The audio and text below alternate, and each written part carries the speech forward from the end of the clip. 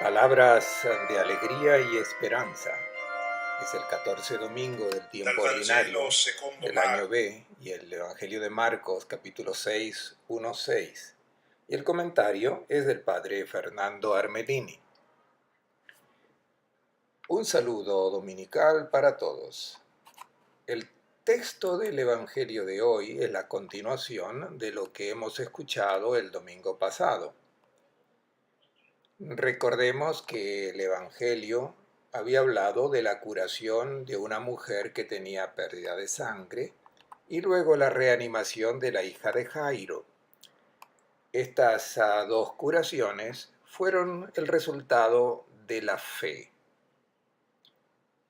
Habían creído en Jesús, tanto la mujer como Jairo, y se realizó la victoria de la vida sobre la muerte y sobre la pérdida de la vida.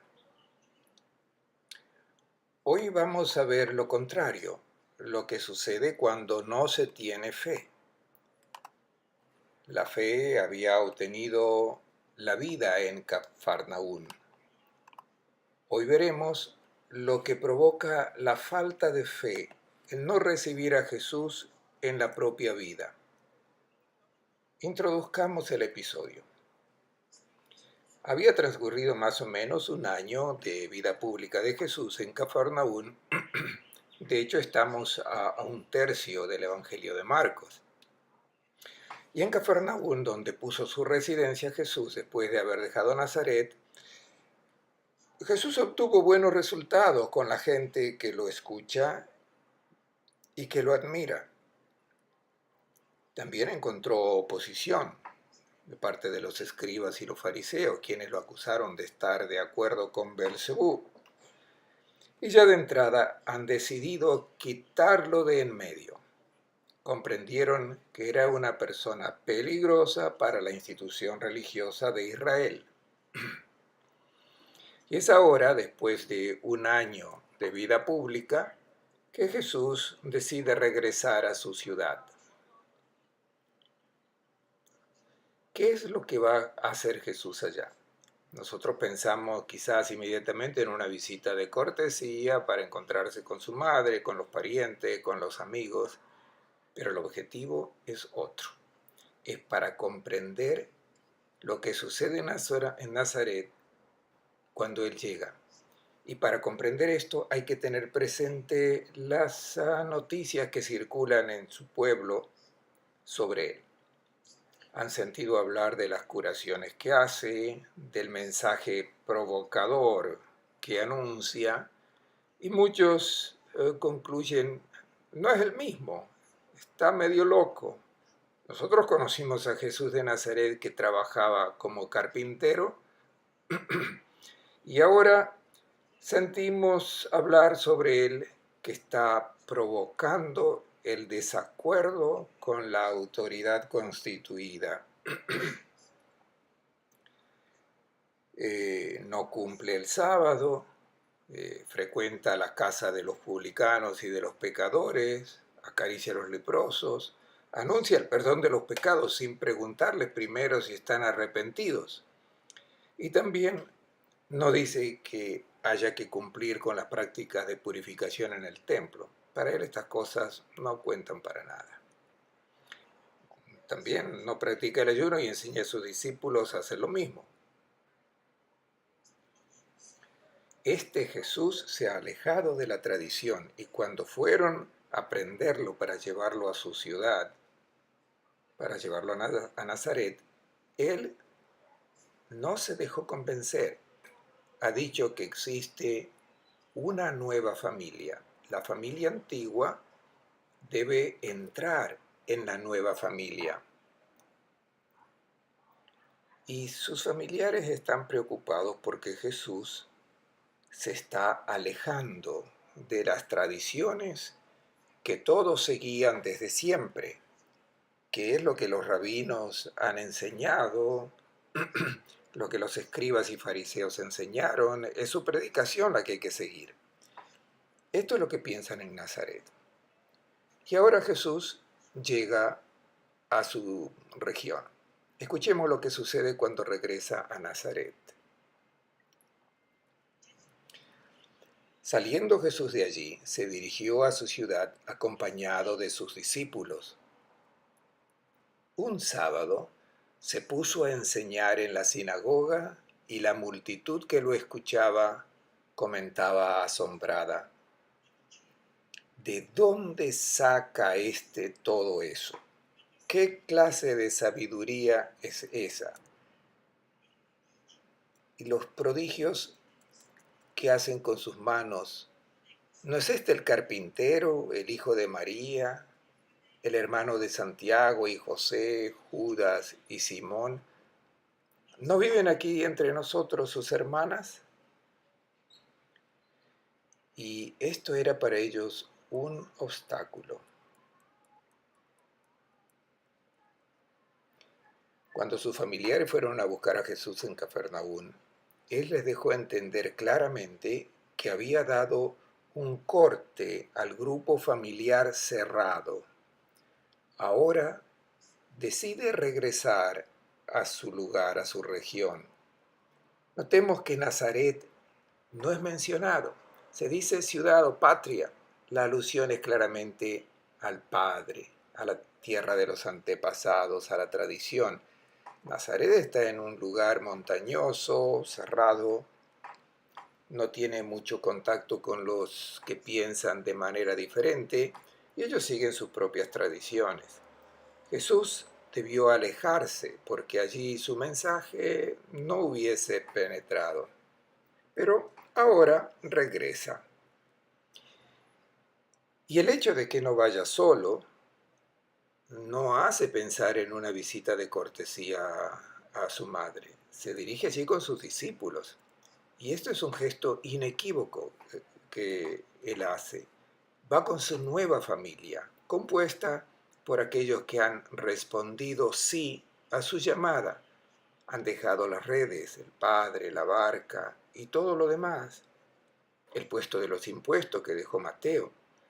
Lo han seguido porque han comenzado a comprender que él hace una propuesta de hombre tentadora, aunque un poco confusa al principio de aquellos que lo están siguiendo, pero han percibido que seguirlo a él lleva a uno a dar sentido a la vida.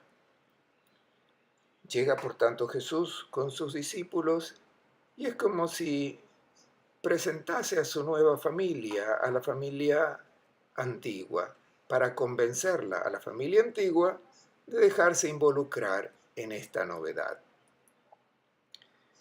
El evangelista Juan recuerda muy bien a su familia en el capítulo 7. Está ligada a la tradición, no se deja convencer.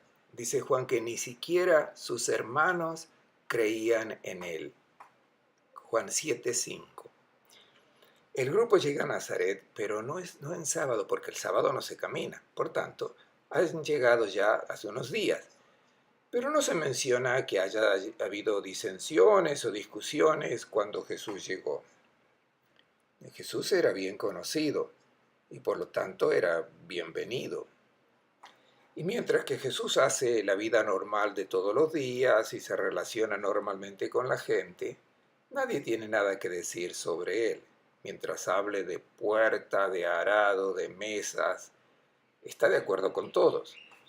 El problema aparece el día sábado, cuando entra en la sinagoga y comienza a mencionar, a dar su mensaje. El evangelista dice que muchos, al escucharlo, estaban asombrados. Pero en realidad el verbo no es asombrarse, es ekpieso, ekpleso, que significa que se quedaron afectados, perplejos, escandalizados. Está compuesto de ek, que es, y pleso, que significa afectar, herir, afectados. Se quedaron afectados, no asombrados, turbados. ¿Qué es lo que está diciendo? Las homilías de los rabinos eran siempre muy tranquilas. Estaba previsto que el rabino, o sea, el que presidía la liturgia de la sinagoga, debía tener ciertas características: buena presencia, luego una buena voz, y especialmente no debía provocar, debía ser conciliador, tierno, dulce cuando hablaba sobre la palabra de Dios y de la Torá. No sabemos si Jesús tenía la característica de la buena presencia, de una buena voz, pero esto no interesa. Pero ciertamente no tenía la tercera característica, o sea, no era acomodaticio. Recordemos que apenas entra en la sinagoga de Cafarnaún, no hace un discurso como lo hacían los rabinos.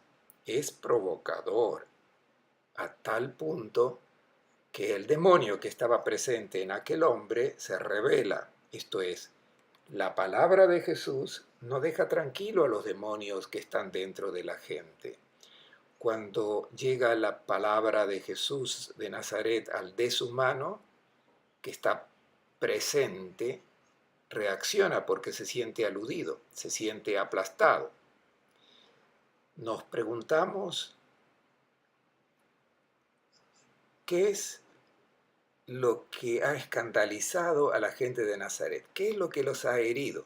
No lo sabemos porque no se narra lo que Jesús dijo, pero no es difícil imaginarlo. Anunció lo que predicaba en otras partes: la imagen de un Dios que no era lo que ellos tenían en mente. Pensaban en un Dios legislador, justiciero, un Dios que quería bien solo al pueblo de Israel y repudiaba a los otros pueblos. Esta era la concepción que tenían. Y Jesús anunciaba un rostro de Dios que era bueno de manera incondicional, bueno y solamente bueno, un Dios que no hacía mal a nadie. Y este Dios no es aceptado porque esa gente quería un Dios que castigara a los pecadores y a los paganos. Y el Dios que Jesús presentaba era para ellos absolutamente inconcebible. Luego, porque la salvación para ellos estaba reservada solamente a los hijos de Abraham, y entonces eso también les molestaba. La salvación, la bendición, por tanto, la posteridad numerosa, la vida estaba reservada a los descendientes del patriarca Abraham. Pero el hombre que Jesús presentaba no era el dominador, el vencedor, aquel a quien había que servir, sino exactamente lo contrario. Queda claro que toda esta predicación que Jesús anunciaba en todas las sinagogas debió ser la que Jesús presentó también en su tierra. ¿Qué sucede ahora? ¿Por qué esta reacción? Y lo que nos interesa a nosotros es la reacción de los de Nazaret. Digámoslo inmediatamente. Frente a la palabra del Maestro que nos llega hoy a través del Evangelio y a través de aquellos que comunican el Evangelio auténtico, es una propuesta y es una predicación que sacude el corazón de la gente, que toca el deshumano, lo demoníaco presente en cada uno y provoca la reacción. Si nosotros hoy queremos conservar nuestras posiciones y que nadie nos disturbe, al llegar esta palabra que nos toca en vivo, reaccionamos exactamente como aquellos de Nazaret. Y es por esto que es importante, y vamos a examinar ahora la manera como ellos tratan de protegerse de esta predicación. ¿Cómo reaccionan? Reaccionan con preguntas, una serie de preguntas que hacen estos oyentes en la sinagoga de Nazaret. Vamos a reflexionar una por una sobre estas preguntas que ellos hacen, porque están todas equivocadas. Son preguntas que solamente apuntan a un objetivo: alejarse de la palabra que les exige, que los provoca y estimula a una conversión. Es una propuesta muy desafiante. Vayamos ahora a las preguntas que ellos hacen. La primera, ¿de dónde saca todo eso? Es interesante lo que dicen. No dicen, ¿de dónde saca Jesús estas fuerzas que producen curaciones? Hablen bien, Jesús sana. No, todo eso. Este lenguaje es una forma de desprecio. La pregunta no está bien hecha, está equivocada. La verdadera pregunta que deberían haber hecho era otra. Lo que Él hace, estas curaciones, esta vida que Él logra con su palabra, esta humanización, ¿es buena o no? Lo que Él hace, ¿favorece a la vida o va en contra de la vida? Lo que hace, ¿está a favor de la gente o en contra de la gente? ¿Su palabra humaniza o deshumaniza? Si es una palabra que humaniza, entonces viene ciertamente de Dios. Y si estas obras que Él hace vienen de Dios, por tanto, Él tiene razón.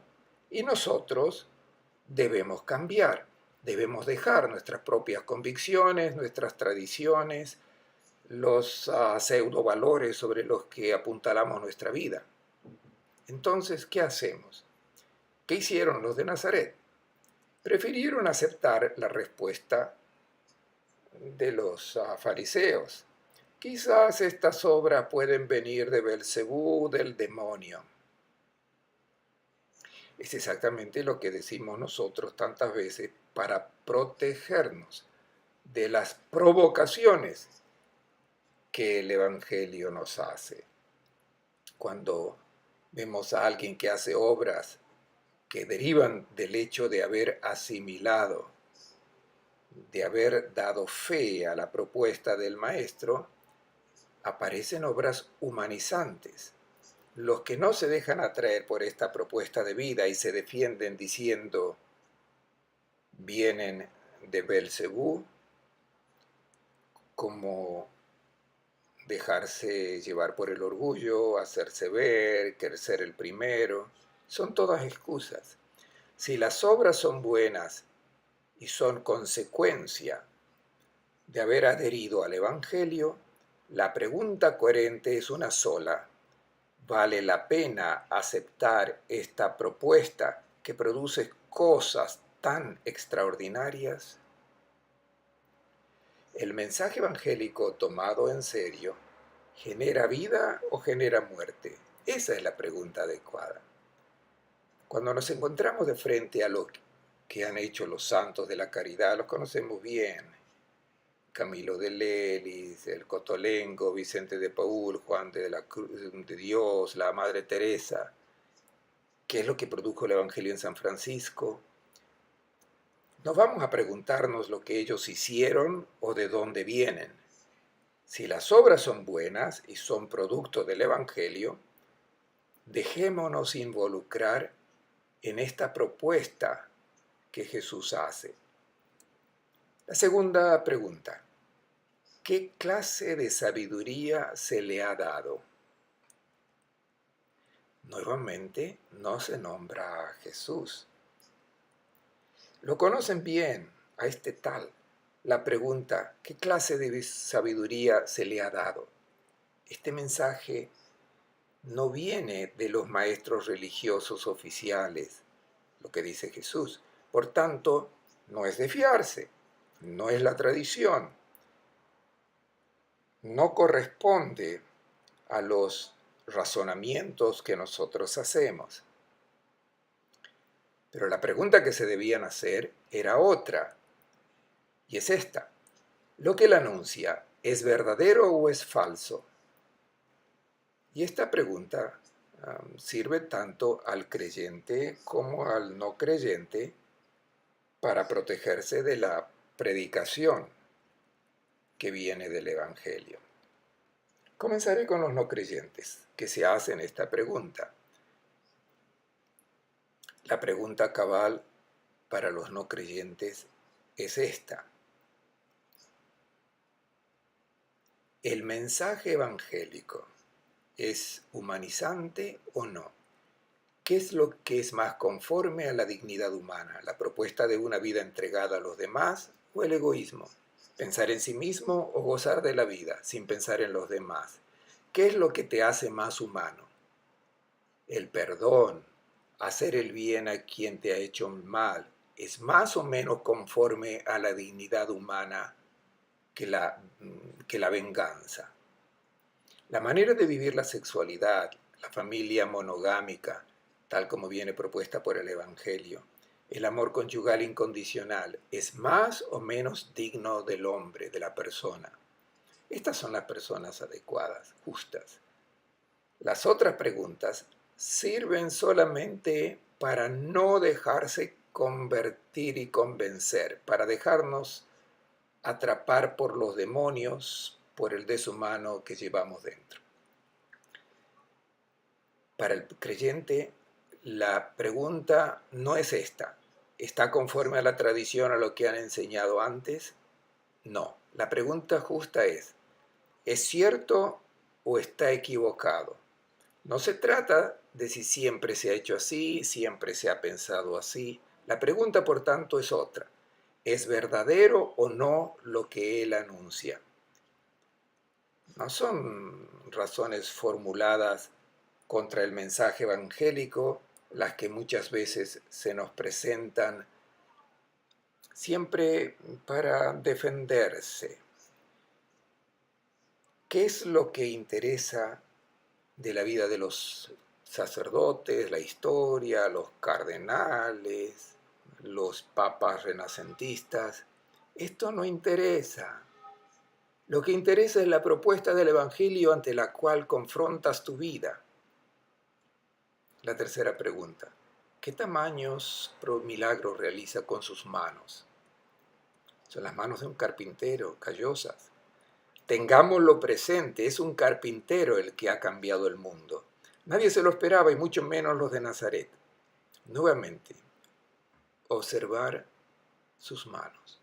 También a nosotros se nos invita a mirar esas manos. ¿Cómo hace mover las manos el Evangelio? Los que aceptan el auténtico Evangelio, no los que se dicen cristianos, pero no mueven las manos como sugiere el Evangelio. El Evangelio hace mover las manos de manera diferente. No las mueve para matar, las mueve para la vida y solamente para la vida. No las mueve para provocar dolor, sino para aliviarlo. No para echar por tierra al hermano, sino para levantarlo. Si estas manos producen estas cosas, es porque están aferradas al Evangelio. Por tanto, quiere decir que ese Evangelio, esa palabra que él anuncia, no interesa si está o no de acuerdo a lo que los maestros dicen, a la tradición, sino que es vida, que es buena. Por tanto, interioriza y recibe este mensaje. Cuarta pregunta: ¿no es este el carpintero? Ser carpintero era un trabajo humilde, despreciado, porque el trabajo que hacía el carpintero es lo que hacían todos en el tiempo muerto, cuando no había nada que hacer, tiempo muerto de las estaciones: hacer sillas, reparar las cestas, arreglar el techo de la casa. Ser carpintero quería decir que no tenían posesión de la tierra para poderse alimentar. Por tanto, al ser Jesús un carpintero, quiere decir claramente que pertenecía a la categoría más pobre. Se esperaba que las personas que debían hacer esto que Jesús hacía en su predicación deberían ser personas importantes. Tratar a Jesús de carpintero es para banalizar lo que él dice. Jesús no es un rabino, no es un miembro del clero, un escriba, un líder de la sinagoga, no pertenece a la élite, por tanto, no hay que escucharlo. Notemos que todas estas preguntas son también las que se repiten hoy para alejarnos de la propuesta que Jesús de Nazaret hace. Quinta pregunta. ¿No es el hijo de María? Nadie en Israel era identificado como el hijo de la madre, siempre como el hijo del papá, aunque si el padre ya hubiese fallecido. Decir hijo de María es una manera despreciativa de dirigirse a Jesús. Luego citan a los hermanos y hermanas y los citan por nombre, el hermano de Santiago y José, Judas y Simón. Son todos nombres hebreos muy tradicionales, nombres de patriarca, de jefes de tribus de Israel. Los familiares de Jesús son los tradicionalistas. No quieren ser incomodados de su posición. Y para los habitantes de Nazaret existe también otra razón. Si ni siquiera sus familiares creen en él, podemos seguir tranquilamente con nuestros convencimientos. Y se escandalizaban de él. Escuchemos la respuesta de Jesús. Jesús les decía: a un profeta solo lo desprecian en su patria, entre sus parientes y en su casa. Y no pudo hacer allí ningún milagro fuera de sanar a unos pocos enfermos a quienes impuso las manos, y se asombraba de su incredulidad. Después recorría los pueblos vecinos enseñando. La conclusión de Jesús de frente a todos estos interrogantes de parte de los que han escuchado su mensaje es amarga, una conclusión amarga. A un profeta solo lo desprecian en su patria, entre sus parientes y en su casa. Es la cita de un proverbio que nos recuerda lo que dice el evangelista Juan al principio de su evangelio. Vino a los suyos, pero los suyos no lo recibieron. Lo que a menudo sucede es que la gente aprecia a los que están lejos, los que no son vecinos, no los conocen en su realidad, en su vivir ordinario, y muchas veces imaginan un mundo de sueños. Pero las personas que están cerca tienen, por cierto, cualidades, pero también los límites humanos. Y siempre se espera que los eventos extraordinarios, los mensajes extraordinarios, vengan de gente de lejos, de gente de fuera.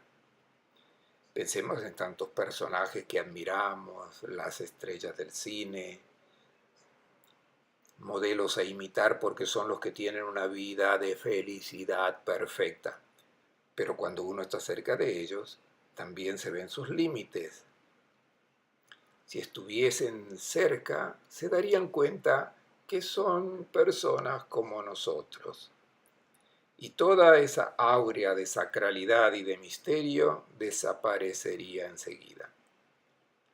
La consecuencia de que los habitantes de Nazaret no hayan acogido el mensaje de Jesús, no han aceptado a Jesús de Nazaret, el resultado es que el texto evangélico presenta la consecuencia haciendo referencia a lo que aconteció en lo que pasó en Cafarnaún. Lo que la fe produjo allí, en Cafarnaún, era la victoria de la vida. Una vida que no estaba perdida y una vida duradera. Allá había obrado la fe.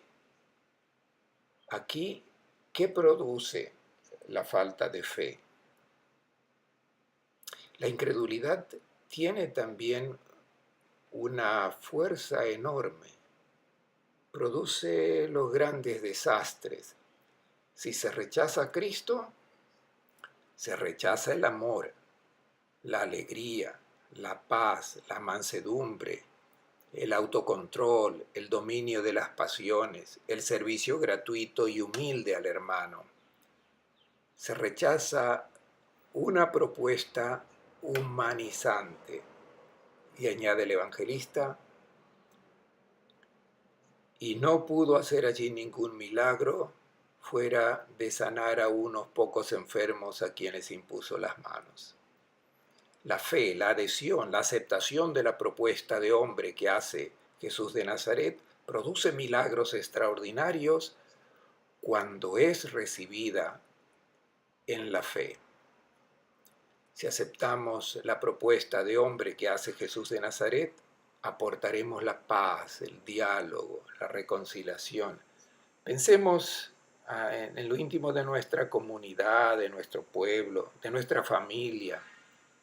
La reconciliación familiar llegará quizás en situaciones en que no se habla de una decena de años, pero si se acepta la propuesta de Jesús, esta reconciliación es un prodigio hecho por el Evangelio.